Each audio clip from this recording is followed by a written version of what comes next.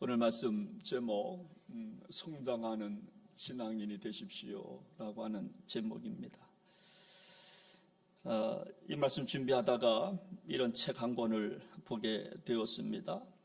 네 믿음을 향한 도전 당당하게 믿으라, 그런 주제입니다. 당당하게 믿으라. 이 책을 보니까 이런 문구가 하나 있어 소개합니다. 한번 들어보십시오.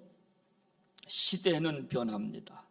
하나님은 언제나 동일하시지만 시대는 변합니다. 시대는 변하죠. 가는 세월 붙잡을 수 없지요. 변해갑니다. 하나님은 언제나 동일하시지만 시대는 변합니다. 그렇습니다. 이 땅의 모든 것 다 변합니다. 그러나 하나님은 변하지 않으시고 어제나 오늘이나 동일하신 분이신 줄로 믿습니다. 근데 그 다음 말이 중요합니다. 우리가 배우고 성장하는 가운데 우리의 주변 환경이 달라집니다. 시대는 변하고 달라지는데 조건이 있는데 이 책에서는 뭐라고 말씀하는가 하면 우리가 배우고 성장해야 우리 주변 환경이 달라진다는 거예요. 우리가 배우려고도 안 하고 내가 성장이 안 되면 시대만 변한다는 겁니다. 달라지는 게 없다는 겁니다. 시간만 간다는 거죠. 여러분, 시대는 다 변합니다. 그런데 그 변화는 내가 배우고 성장할 때만 의미가 있다는 겁니다. 중요한 것은 내가 배우고 성장해야 주변 환경이 달라진다는 거예요. 우리는 말합니다. 왜 환경이 안 달라질까? 왜 우리 가정은 이 모양일까? 내 삶은 왜 이럴까? 원인은 뭐냐면 내가 변하지 않기 때문에, 내가 배우지 않고 내가 성장하지 좀 않기 때문에 그렇다는 거예요. 우리가 종종 그럴 때 있습니다. 뭔가 하고자 하면 다 좀 해봤어요. 목사님 옛날에 다 좀 해본 거요. 그거요? 다 해봤어요. 저는요, 책을 읽을 때마다, 신문을 읽을 때마다 느끼는 게 뭐냐면 내가 얼마나 부족한 존재인지를 느끼기 시작해요. 신문 한 토를 정말 읽을 때마다, 한 구절을 읽을 때마다, 사설을 읽을 때마다 야, 내가 참 부족하구나. 여러분, 그걸 느껴요. 여러분, 가톨릭에서 15세기에 면죄부가 있었습니다. 부모님들이 큰 죄를 짓고 돌아가시면 큰 면죄부를 사해했고, 작은 죄를 짓고 돌아가셨으면 작은 면죄부를 사면 죄가 용서해진다고, 그래서 돈을 주고 면죄부를 사게 했어요. 그때 루터가 말합니다. 사람의 죄는 면죄부라고 하는 그거 사서 돈소리 덩그랑 소리 난다고 해서 죄가 사함받는 게 아닙니다. 당시 이 말은 굉장히 좀 어려웠던 말입니다. 그런데 이 말을 하면서부터 교회가 달라지기 시작했고 종교개혁이 시작이 되었습니다. 이때 종교개혁가 존 칼뱅이라고 하는, 프랑스 말로 칼빈이라는 사람이 이런 말을 합니다. 우리는 단어를 잘 사용해야 합니다. 우리는 개혁된이 아니라 개혁하는이라는 말을 써야 합니다. 그랬어요. 우리는 개혁된 리폼드입니다. 이미 개혁된 겁니다. 리폼드 처치가 아니라 리포밍, 지금도 진행하고 있는 개혁이 중요합니다. 여러분, 성장한 나가 아니라 성장하는 내가 돼야 시대는 달라진다는 거예요. 여러분, 개혁되는 내가 되어야 한다는 겁니다. 우리는 계속해서 배워나가고 성장해야 여러분 뭔가가 변화가 있다는 것입니다. 그러므로 우리 그리스도인들은 끊임없이 배워가야 합니다. 그래야 성장하게 되는 겁니다. 그래서 저는 이 시간 이런 질문을 던지고 싶은데 한번 정직하게 한번 손을 가슴에 얹고 한번 생각해 보시기 바랍니다. 나는 지금 성장하고 있는가 한번 생각해 보세요. 나는 지금 성장하고 있습니까? 성장하기를 원하십니까? 아니면 성장이 끝났습니까? 수십 년간 믿어왔기에 더 이상 성장이 필요 없다고 생각하십니까? 오늘 성경은 성장에 관한 이야기입니다. 예수님의 어린 시절, 사복음서 가운데 누가복음에만 유일하게 나오는 예수님의 어린 성장 배경 이야기. 여러분, 아주 정말 짧은 이 말씀 속에 예수님의 모습이 그려져 참으로 있는데, 오늘 우리 모두 예수님처럼 성장하는 그런 성도 여러분들 되시기를 주님의 이름으로 축원합니다. 여러분, 우리가 첫 번째로 왜 정말 성장해야 되는가 하면 우리 한번 40절 말씀을 다시 한번 좀 보도록 합니다. 아기가 자라며 뭐 해졌다고요? 강하여졌고, 그래서 우리가 왜 성장해야 되는가 하면 강해지기 때문에 성장해야 합니다. 성장해야 힘이 생겨요. 성장해야 큰 일도 감당합니다. 성장해야 강해지기 때문에 우리는 성장해야 하는 거예요. 저는 이 말씀을 묵상하면서 이렇게 깨닫는 거죠. 그래, 나도 성장해야지. 김현 목사, 나도 성장해야지. 나도 예수님처럼 성장해서 하나님께 영광 올려 돌려야지. 오늘 우리 설날 우리 옆에 우리 손주들 데리고 오시고 자녀들 오늘 보니까요 너무 보기가 좋네요. 옆에 자녀들 있고 손주들 있으니까 얼마나 보기가 좋은지. 이 아이들이 앞으로 잘 성장해야 될 줄로 믿습니다. 성장하셔야 돼요. 나도 성장해야 되고 아이들도 성장해야 되고. 여러분, 그렇다면 성장한다는 뜻이 뭘까? 성장 호르몬만 있어서 키가 성장한다, 여러분, 그런 뜻만은 좀 아닐 겁니다. 이 뜻은 뭐냐면 좀 강해진다는 겁니다. 육체적으로만 강해지는 게 아니라 정신적으로 강해진다는 뜻이에요. 여러분, 왜 이것이 중요한가 하면요, 우리가 정신적으로 성장하지 못하고 강해지지 못하면 조금만 어려우면 흔들리기 때문에 그래. 그러나 우리가 신앙적으로 성장하고 정신적으로 성장하고 영적으로 성장하면 흔들리지 않거든요. 마음이 요동하지 않습니다. 어떤 환경 때문에 흔들리지 않습니다. 집중하게 된다, 여러분, 그런 말이에요. 여러분, 우리 인간의 뇌는요 3가지로 구분된다고 그럽니다. 인간의 본능과 생리적 욕구를 갖게 하는 건 뇌간이 있대요. 뇌간. 그리고 감정을 지배하는 본연뇌가 있답니다.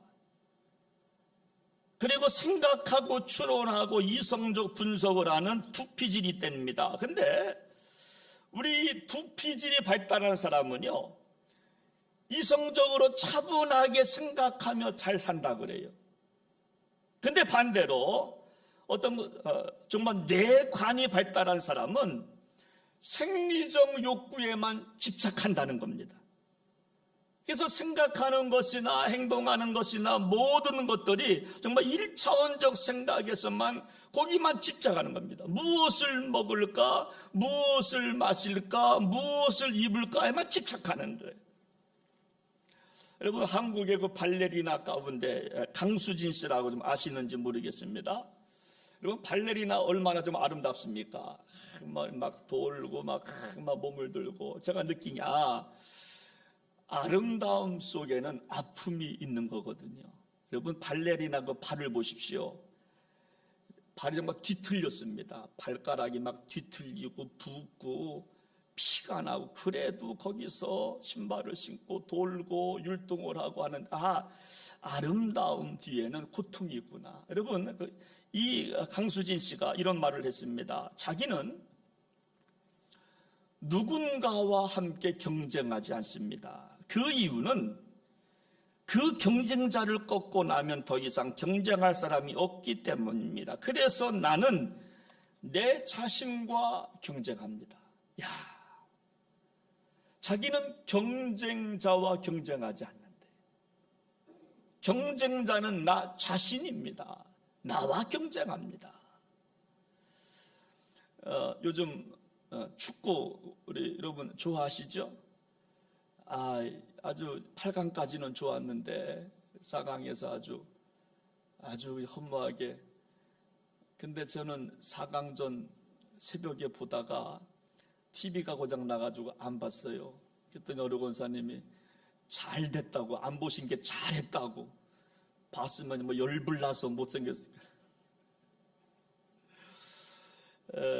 여러분, 어느 선수가 그런 말이 있어요.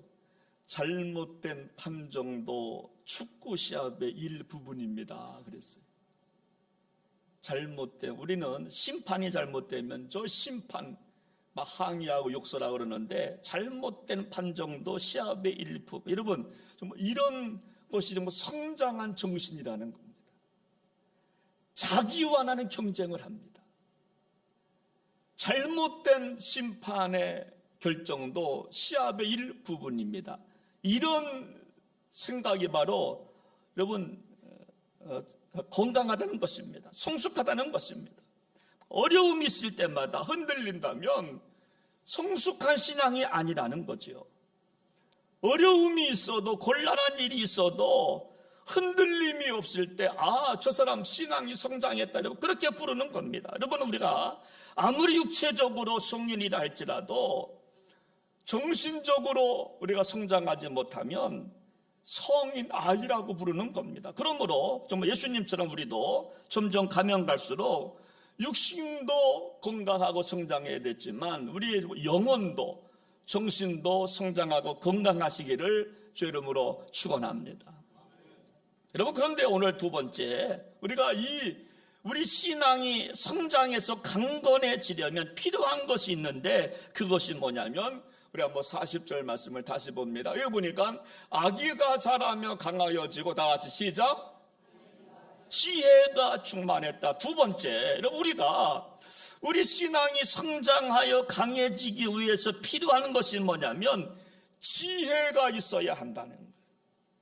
여러분, 언젠가 제가 정말 야고보서를 시작하면서, 야고보서 제가 강의하면서 드린 말씀이 있는데, 지혜가 뭐냐? 지혜라고 하는 것은 우리가 아는 것을 삶으로 옮기는 능력이 지혜라고 그랬어요. 다시요. 그리고 지혜가 뭐냐? 우리가 알고 있어요. 내가 뭐 해야지. 내가 좀 효도해야지. 그거를 알고 있지만 이 아는 것을 삶으로 옮기는 게 지혜라고 그랬어요. 그래서 지혜는 뭐냐면 알고 있는 지식을, 그로시스죠. 지식을 삶으로 옮길 수 있는 능력이 지혜예요.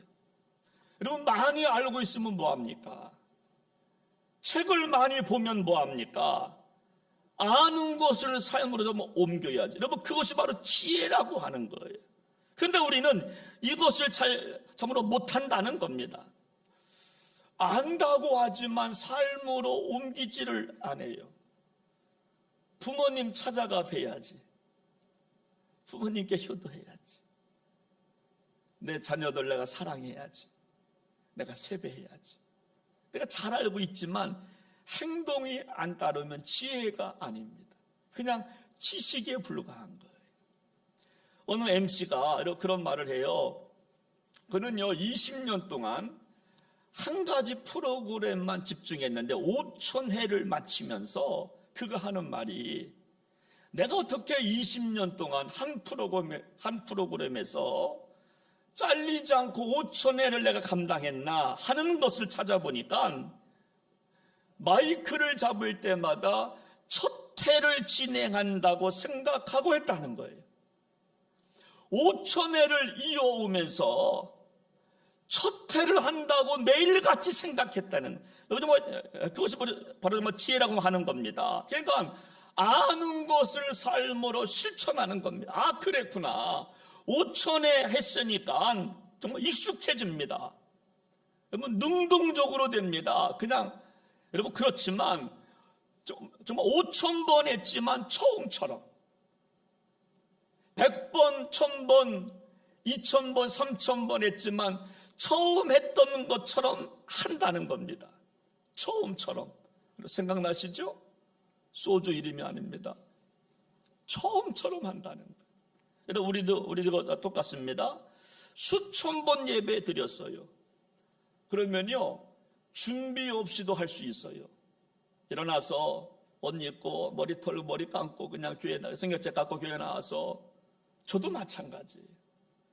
27년간 목회했는데요, 그냥 할 수 있지요. 그냥 서도 그런데 처음처럼 생각하고 하는 거예요. 처음 드리는 예배처럼 그렇게 준비하는 것이 바로 지혜라고 하는 거예요. 우리가 매일같이 부르는 신앙 고백이라 할지라도 처음 드리는 신앙 고백처럼, 처음 부르는 찬송처럼, 기도처럼 그렇게 할 수 있다면 참으로 감동적 예배가 되어질 줄로 믿습니다. 그때 정말 능력이 다가오는 것. 그래서 지혜는 뭐냐면 이미 정말 익숙하게 알고 있는 지식, 그노시스를 능력이 되기 위해서는 실천하는 겁니다. 아는 것을 내가 실천하는 겁니다. 그래서 성경은 여러분 지혜를 참으로 구하라고 참으로 말씀하는 겁니다. 지혜를 구하십시오. 시편 90편 12절 말씀을 보니까 이렇게 말씀합니다. 우리에게 우리 날 계수함을 가르치사 지혜로운 마음을 얻게 하소서. 우리의 남은 날을 계수해 보면서 지혜로운 마음을 갖게 해달라고 기도하라는 겁니다. 그러나 정말 많은 사람들은요, 지혜가 없어요. 알지만 지혜가 없어서 늘 하는 일이기 때문에 대충 합니다. 많은 사람들은 알지만 지혜가 없어서 직장 일을 소홀히 합니다. 남편의 일을 소홀히 합니다. 아내의 일을 소홀히 합니다. 자식의 역할을 소홀히 합니다. 지혜가 없어서. 설날이기 때문에 저도 우리 아들이 독일에 이제 가 있어서 이제 금년도 이제 다시 이제 돌아오는데 연락을 하는데 연락이 안 돼요. 그래도 이제 아버지니까 그래도 좀 아버지 설날 새해 복 많이 받으세요. 인사라도 좀 드렸으면 좋겠다. 인사라도 좀 받았으면 좋겠다. 그래서 문자를 해도 카톡을 해도 연락이 없어요. 어젯밤까지 아무리 봐도 연락이 없어요. 그래서 아침에 집사람한테 여보 연락 왔어. 걔 뭔 일 있는 거 아니야? 문자가 왔긴 왔는데 이렇게 왔어. 보니까 너무 바쁘고 너무 급하고 해야 될 일이 너무 많아서 톡을 못 봤대. 여러분 부모님께 정말 인사드리는 것 지식입니다. 알지만 하지 않아요. 이거는 지혜가 아니라는 겁니다. 부모님께 잘해야지, 인사드려야지, 찾아가 뵈야지. 여러분 아는 것은 지식인데 이거를 정말 실천하지 않는 겁니다. 그래서 우리가 성장하고 강해지려면 뭐가 필요하다? 지혜가 필요한 거예요. 여러분 지금 우리 시대는 지식이 필요한 시대가 아닙니다. 네이버 검색해 보십시오. 다 나와요. 설날의 뜻이 뭐고 용띠의 뜻이 다 나옵니다. 이건 지식입니다. 여러분 그래서 우리 예수님은 아이가 자라며 강하여지고 지혜가 충만해서 우리 예수님은 결국 공생애를 마치고 뭘 지셨어요? 십자가를 지신 거예요. 여러분 십자가 져야지. 이거는 그노시스입니다. 이거는 지식입니다. 근데 우리 예수님은 어릴 때부터 지혜가 충만해서 십자가를 거부하지 않아요. 십자가를 지셨어요. 고통당하시고 피 흘리셨어요. 우리 예수님은 알고 있는 그 사랑을 십자가 삶으로 좀 옮겼기 때문에 우리가 구원받게 된 줄로 믿으시기를 바랍니다. 그 십자가가 우리에게 주의 보혈 능력 있게 된 줄로 믿습니다. 그 십자가의 능력 때문에 우리가 예수의 이름으로 기도하면 정말 응답받게 되는 줄로 믿습니다. 그래서 사도 바울은 고린도전서 1장 18절 말씀을 보면 십자가의 도가 멸망하는 자들에게는 미련한 것이지만 구원받는 우리에게는 뭐라고요? 하나님의 능력이 되는 겁니다. 십자가 져야지. 이거는 지식이지만 우리 예수님은 어릴 때부터 아기가 자라며 강하여지고 지혜가 충만해서 마지막에 이거를 여러분 그노시스를 지혜화시킨 겁니다. 십자가에 달려 돌아가신 거예요. 그래서 우리가 구원받게 된 줄로 믿으시기를 바랍니다. 여러분 마지막으로 우리 신앙이 강해지고 성장하기 위해서 필요한 거 하나가 더 있는데 우리 한번 40절 말씀을 다시 봅니다. 시작합니다. 아기가 자라며 강하여지고 지혜가 충만하며 하나님의 은혜가 그의 위에 있더라. 우리 신앙이 성장하여 강해지기 위해서 필요한 것 한 가지 마지막 뭐냐면 은혜가 있어야 돼. 은혜가 있어야 돼. 여러분 이 말은 뭐냐면 은혜 받은 자의 증거, 신앙이 성장하면요, 모든 것이 하나님의 은혜지라고 고백한다는 거예요. 모든 것이 하나님의 은혜입니다라고 고백한다는 거예요. 내가 잘 살아요. 내가 풍부해졌어요. 내가 성공했어요. 내가 직장에서 승진했어요. 건강해요. 그러면 그것을 받아들이고 그거를 보면 하나님의 은혜지. 지금까지 지내온 거 하나님의 은혜지. 이 고백이 내가 성장했다는 증거인 줄로 믿으시기를 바랍니다. 근데 우리가 이것을 모르면 아무리 뛰어나도 신앙이 성장한 게 아니에요. 강해진 게 아니에요. 아직도 좀 어린아이예요. 그래서 어린아이 취급을 받는 겁니다. 여러분 어린아이 취급받으면요 어른이 받는 복을 받지를 못하는 겁니다. 어린아이 수준에서만 축복을 받아요. 어린아이 수준에서만 복을 받아요. 그래서 우리가 여러분 정말 옆에서요 누군가가 잘난 척하는 사람이 있으면 그렇게 정말 말해주면 됩니다. 넌 아직 뭐라고요? 아이구나 이렇게 말해요. 넌 아직 아이구나. 그런데 우리는 아이들과 싸우는 어른도 있어요. 아이와 싸우는 어른도 있어요. 잘난 척하는 걸 못 봐요. 여러분 잘난 척하면요 속으로 넌 아직 아이구나 이렇게 생각합니다. 여러분 세상은 돈 많은 사람이 힘이 있다고 말합니다. 권세 있는 사람이 존경을 받습니다. 그런데 교회에서는요 모든 것이 하나님의 은혜입니다라고 고백하는 사람이 존경받아야 돼요. 모든 것이 하나님의 은혜였습니다. 이게 성장이, 이것이 신앙이 참으로 성장했다는 참으로 증거인 것입니다. 여러분 우리가 교회에서 큰 일을 했습니다. 그리고 나서 이때 고백해야 될 말 하나, 하나님의 은혜였습니다. 하나님의 은혜입니다. 뭔 일을 했어요. 잘 됐어요. 그때도 우리의 동일한 고백이 뭐냐면 하나님의 은혜였습니다.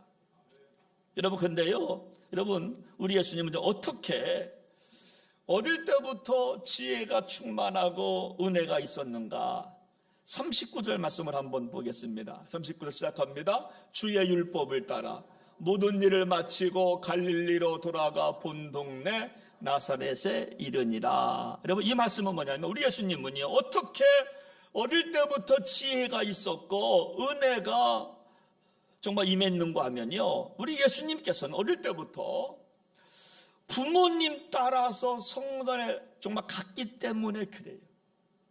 우리 예수님은 어릴 때부터 부모님 손에 손을 잡고 성전에 가셨어요.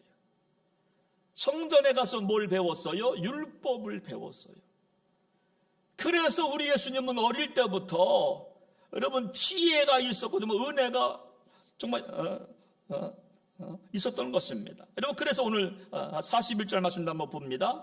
41절 시작합니다. 그의 부모가 해마다 유월절이 되면 예루살렘으로 가더니 그의 부모 요셉과 마리아가 예수님을 어릴 때부터 안고 어디 갔어요? 예루살렘에 갔다는 거예요.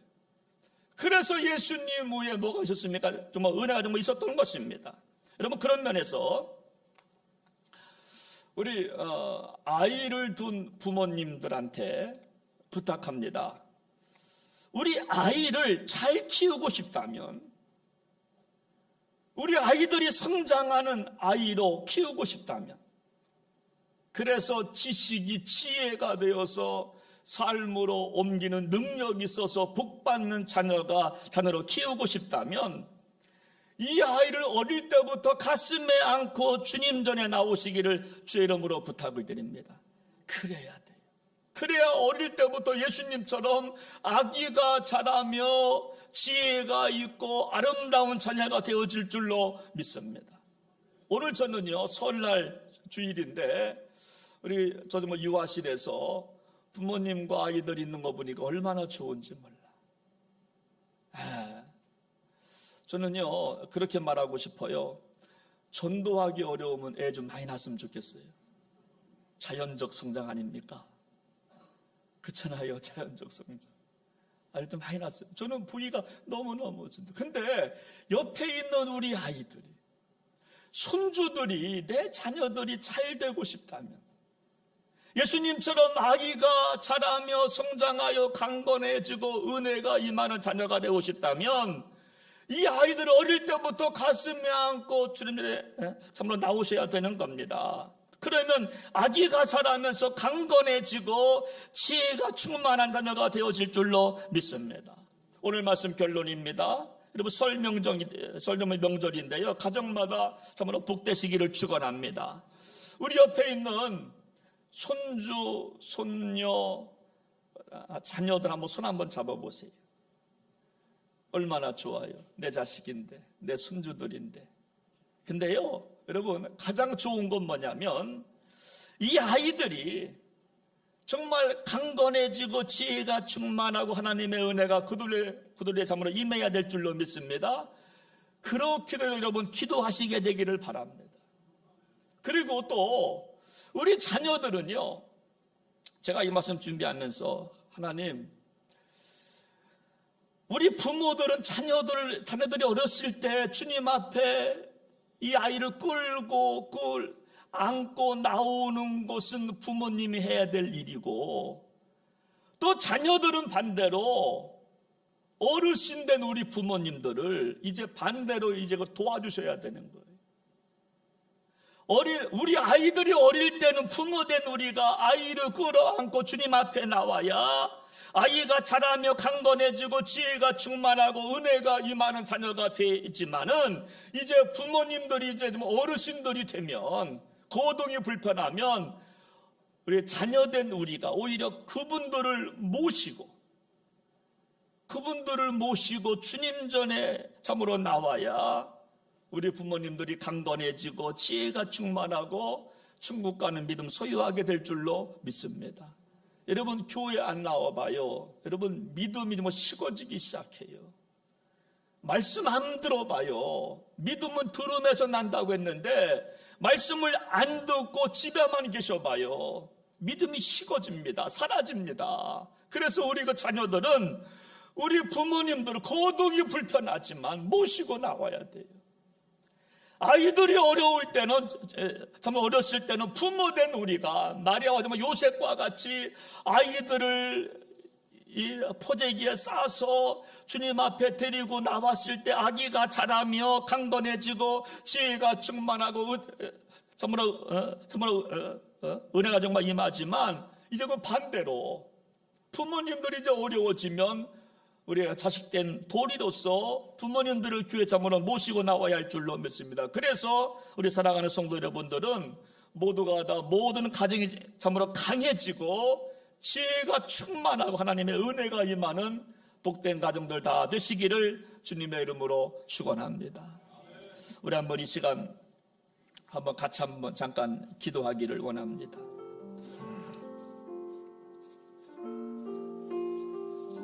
우리 이 찬양 한번 같이 불러요. 아버지 사랑합니다. 아버지 경배합니다. 아버지 채워주소서. 이 찬양 한번 부르고요. 우리 한번 같이 같이 한번 이 시간 기도하기 원하는데요. 아버지 사랑합니다.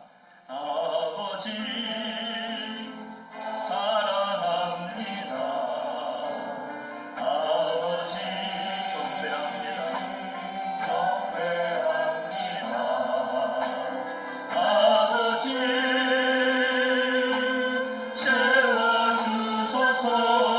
당신의 사랑으로. 다시 한번 아버지 사랑합니다. 아버지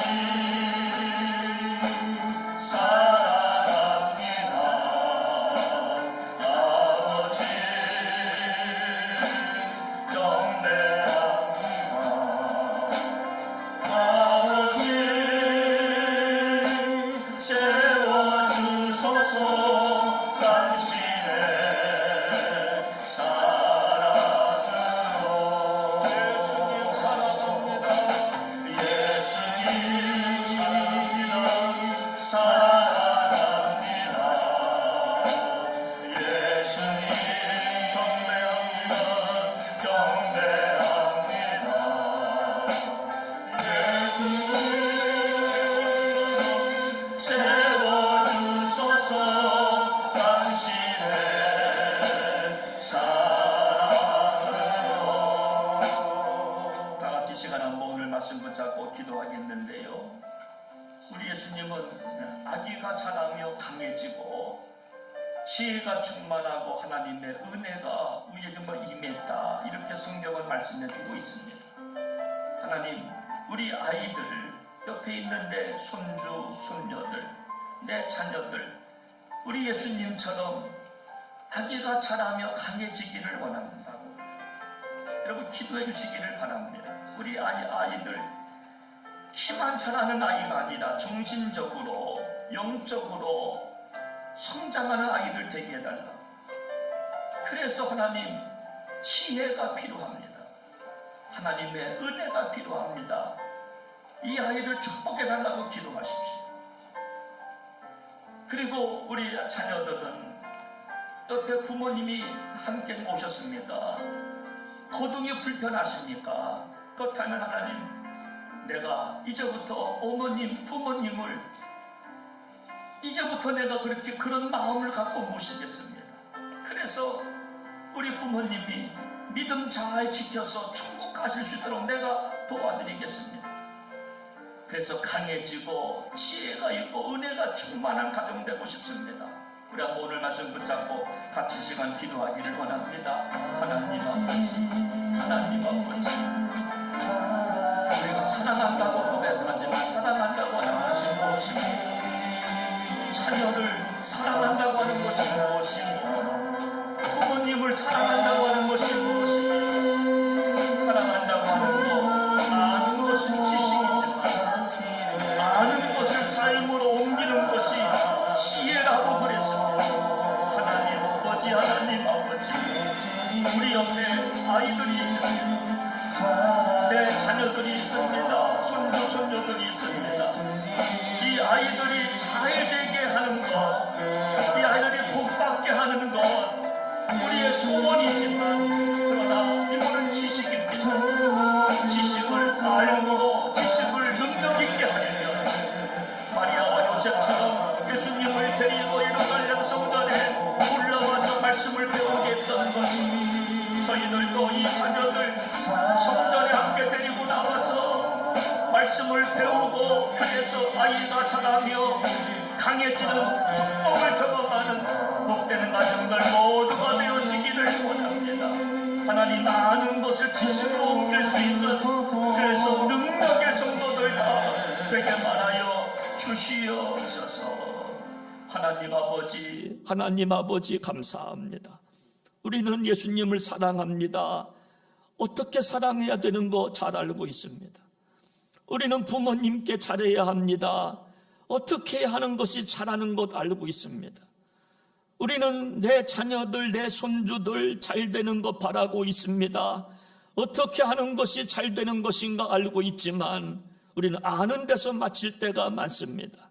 이제 아는 것을 삶으로 옮겨서 정말 우리 아이들이 성장하면서 강해지고 하나님의 복을 받고 그들 위에 하나님의 은혜가 임하는 축복을 경험하는 모든 가정들 다 되게만 하여 주시옵소서. 오늘 우리 옆에 부모님이 앉아 있습니다. 우리 옆에 내 자녀들이 앉아 있습니다. 손주 손녀들이 앉아 있습니다. 마음껏 축복하고 기도할 때에 이 아이들이 아는 데서 마치지 않게 하시고 아는 것을 삶으로 옮겨서 그래서 정말 하나님의 복을 받을 수 있도록 그들을 위해서 기도하고 말씀으로 잘 양육할 수 있는 지혜로운 성도들 모두가 되게 하여 주옵소서. 존귀하신 예수님의 이름으로 간절히 기도하옵나이다. 아멘.